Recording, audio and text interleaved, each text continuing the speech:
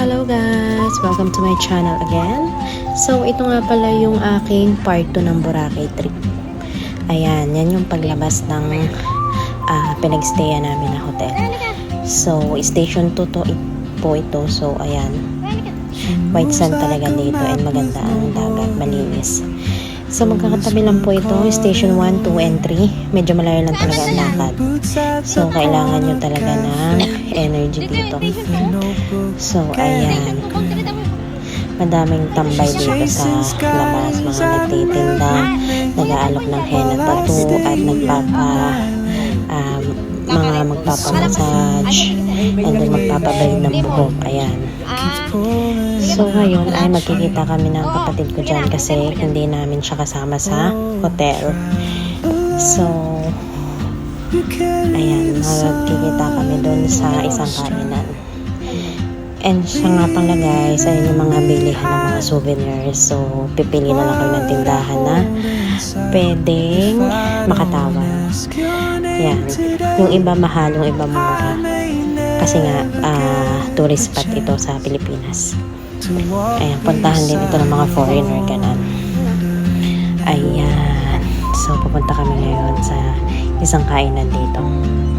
Buti na nga lang talaga guys, itong aking asawa ay sobrang sipag niya magkarga ng aming anak. Hindi kami dito nagdala ng stroller guys kasi ang pinuntahan namin ay mabuhangin. At saka hassle din siya. Madami kaming dala eh. So, ayan, si Princess.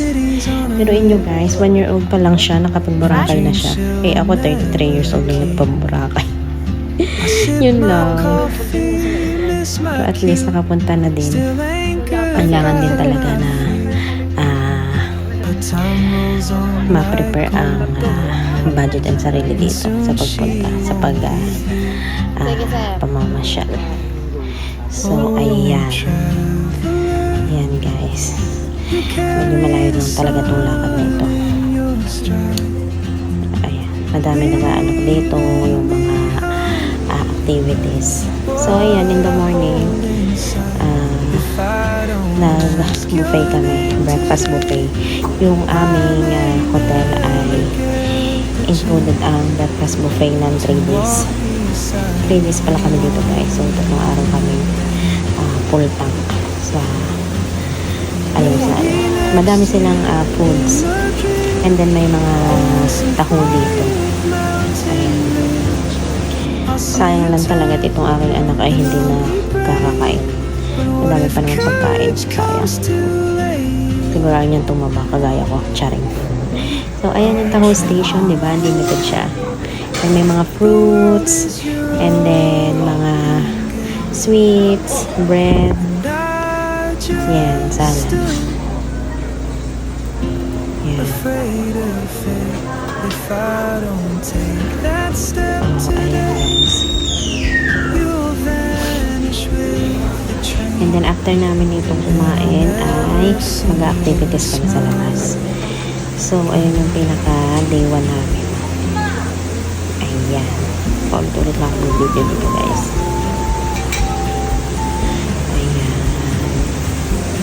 Medyo malawak din itong restaurant nila. So, may mga palugaw, paere. Ayan. And then may mga juices din sila. And cereals. Ayan. Coffee. And boiled egg. And then pwede magpaluto ng egg. Ayan. And then ito yung labas ng restaurant. Kita ang view ng beach. Ayan. Ayan guys. Diba? This is Paradise Garden Resort and Hotel in Station 2. Ayan guys. Malinis naman ang dagat dito. Diba? Mag-activity kami ngayon. Siguro yung kayak nga pala yung gagawin namin dito. Ako lang pala, crystal kayak. Mag-iinarte. Mag-iinarte lang ako dito guys ng bahagya. Ayan, maghanap kami ng palapala ng aming anak.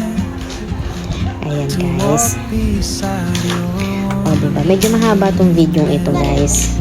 Okay lang naman kung hindi nyo tapusin. Ayan, yung nagpa-braid ako. Parang 200 pesos siya yung isang side lang ng buhok ko. Ayan. Yan yung dagat. So, mga 8 a.m. Mga 9 a.m. kami dyan pa.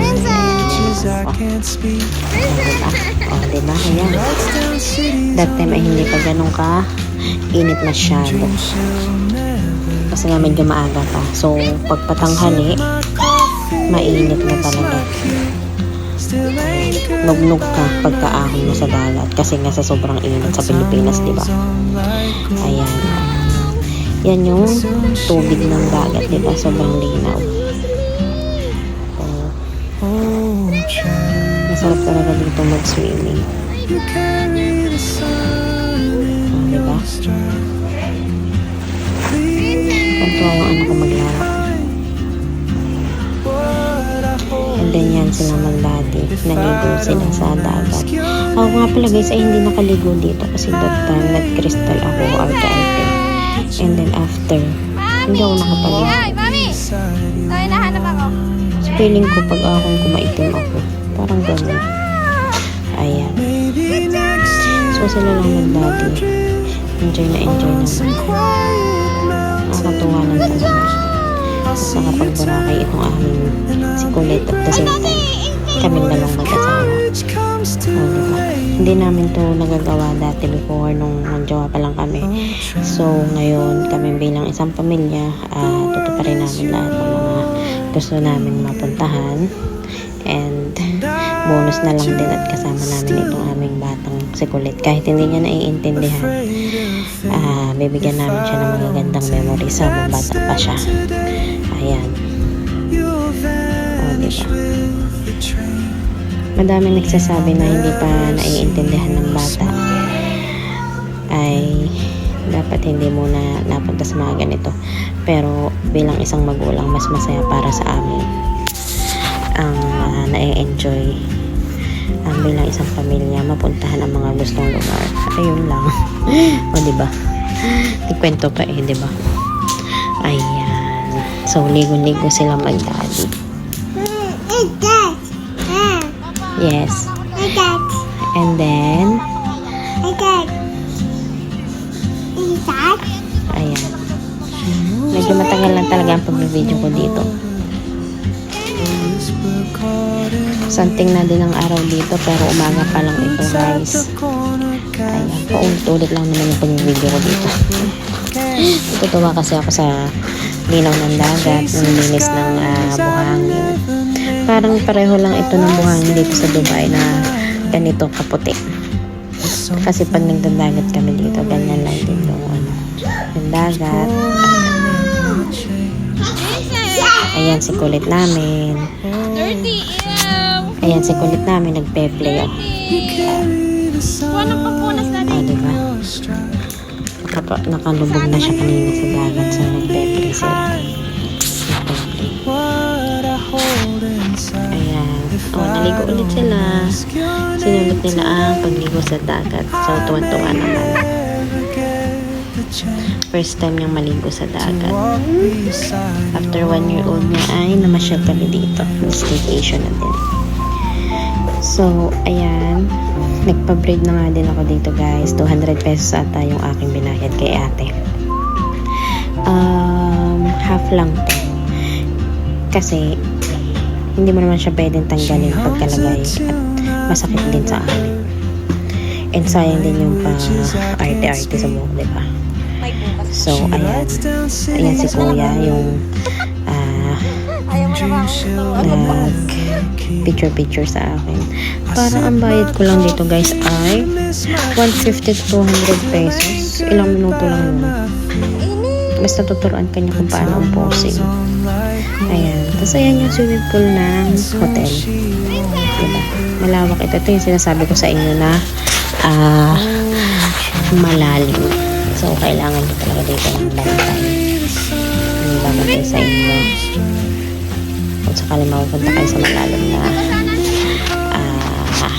lugar. Ang kulit ko mag-video. Ang likot ko kasi.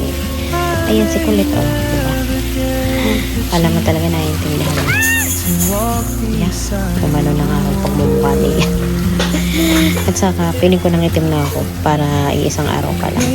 Alam mo naman, pagka puting abroad, hindi ganun ka kaputing pagka nasa Pilipinas, pagbalik ng abroad, naiingitim na din. Ayun.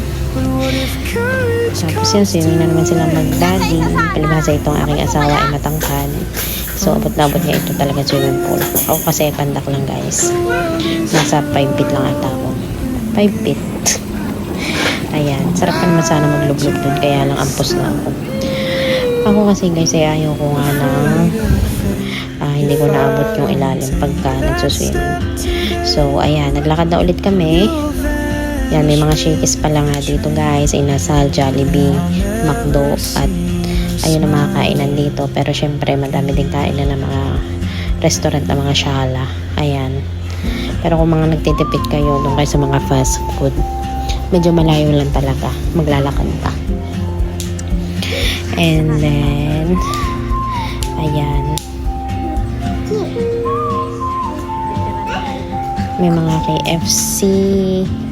At saka madami ditong mga bar na mapupuntahan kung kayo yung mga happy people.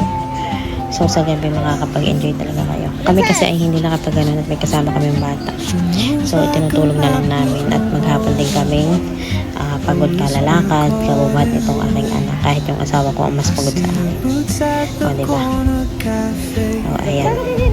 Buti na lang talaga itong anak ko ay hindi iyakin. So, kahit saan kami ay go lang siya ng go.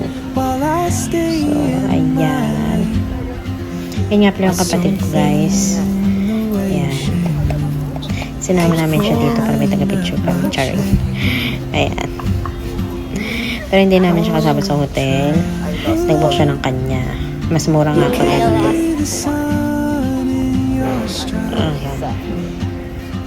Nagigita lang kami, guys, pag may mga activities kami. Pero isang activities lang ginawa namin. Ayan si Princess. That time kasi hindi pa siya nakakalakad. Kasi nga kaka 1 year old niya lang. So takot pa siya. Diba? Ayan. Ang ganda talaga, guys, dito ng sunset.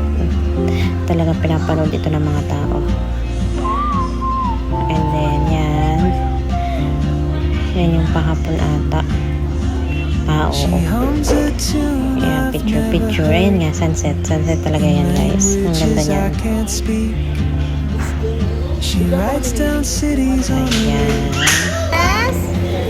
Ayan. May kinainan kami dito, guys. Ang sabi ni ata ay libre. Libre man talaga, pero may halo. May halo sa iyo. Ayan.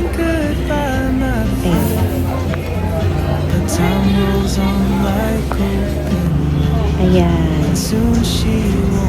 Yan, yung activities namin ng umaga.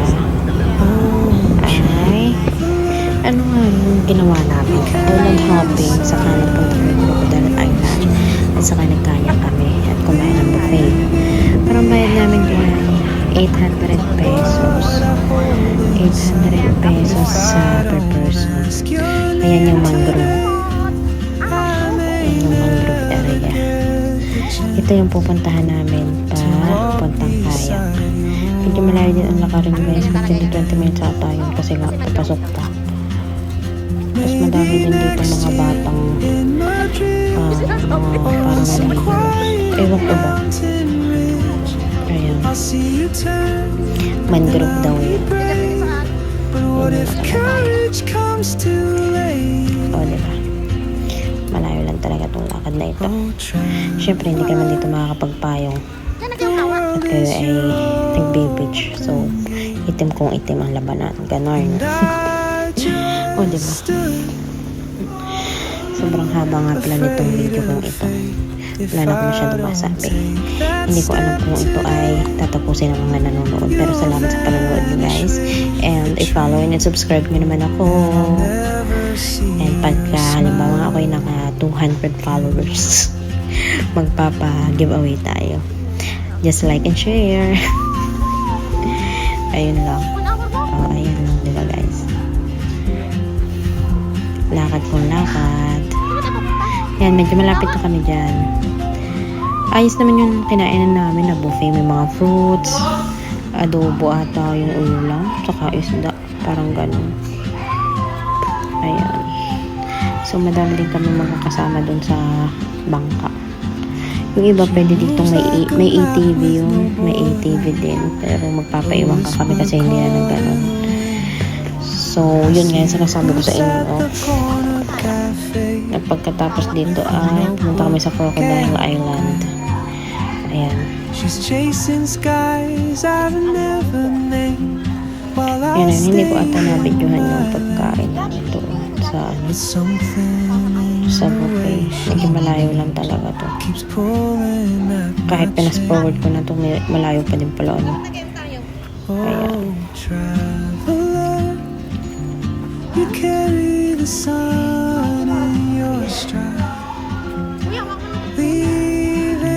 So pagtapos talaga nitong activities na to ay talaga mapapagod ka. Anto, pagod.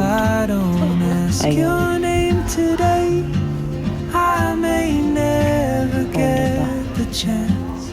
Kailangan nyo din talaga dito magdala ng tubig kasi nga mauuwi. Ayan, dyan din yung kawa pala, magsisindihan ang tulyasi at magpapicture ka. Ayan, kumukumpo style to. So ayan, pinapila pa. Ayan. Yan guys yung Crocodile Island. Papasok kayo sa kuweba, tapos mag-picture at malakas ng alon. Ayan, guys. Pero maganda dito mag-picture. Binaba pa nga namin yan si Princess kasi nga syempre sino namang papag-iwanan sa taas. So binaba namin. Safe naman siya, kailangan nyo lang talagang hawakan. Saka kapit lang kahit madulas nga itong mga bato-batong ito. So ayun lang, tapos nag-swimming ulit kami dito sa swimming pool. Ayan, may slide dito. Tapos lakad-lakad ulit. Ito yung gabi na pala. Paggabi na ito, parang before pa uwi kami na.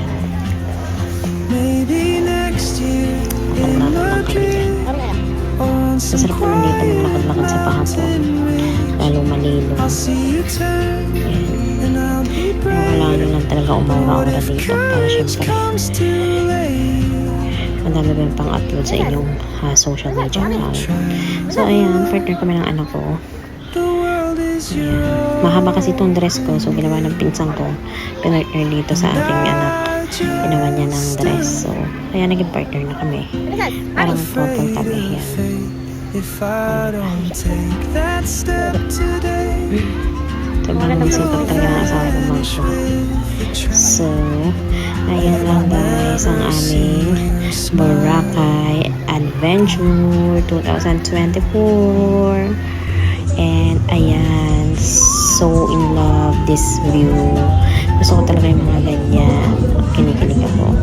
So ayan lang guys, and salamat sa panonood, and don't forget to follow for more.